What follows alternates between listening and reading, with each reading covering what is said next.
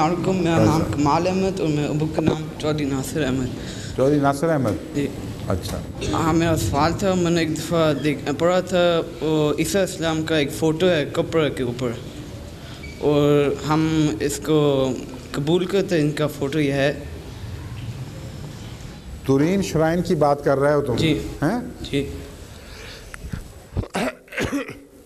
اس shrine پر جو تحقیقات ہوئی ہے اب تک، مختلف سٹیجز میں مختلف نتیجے ظاہر ہوتے رہے ہیں.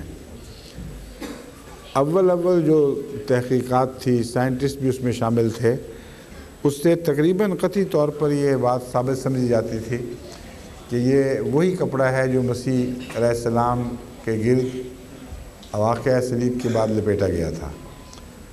لیکن اس کو اگر اس کی کہانی کو مان لیا جائے تو عیسائیت ختم ہو جاتی ہے.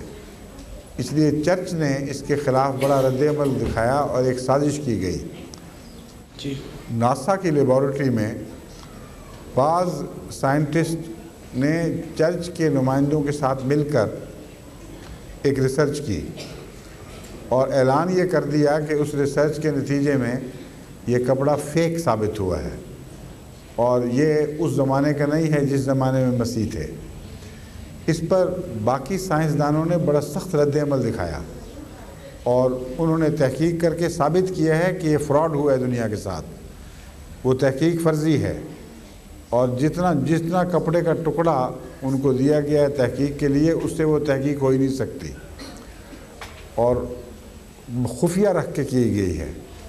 چنانچہ چرچ کی شرارت ہے اور ہم اس کو تسلیم نہیں کرتے.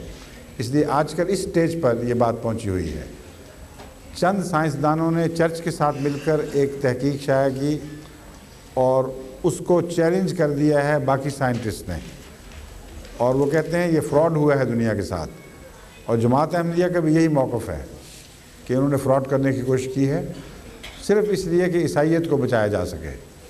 ورنہ تورین شرائن پر جو تصویر بنی ہوئی ہے وہ یہ ثابت کرتی ہے کہ جو شخص اس کپڑے میں لپیٹا گیا تھا وہ اس وقت تک زندہ تھا، مرا نہیں تھا. اور یہی جماعت احمدیہ کا عقیدہ ہے کہ حضرت عیسیٰ علیہ السلام صلیب سے زندہ اتارے گئے تھے، مرے نہیں تھے. جب آپ کو لپیٹا گیا تو آپ میں جان تھی اور اسی حالت میں آپ کو شفا ہوئی ہے. عیسائی کہتے ہیں کہ وہ صلیب پر مر گئے تھے اور پھر زندہ ہوئے.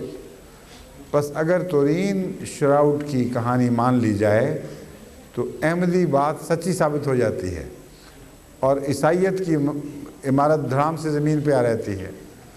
اس لیے اس ڈر کے مارے اب یہ فراڈ کر رہے ہیں، ورنہ وہ کپڑے کی کہانی سچی ہے جہاں تک ہمارا علم ہے.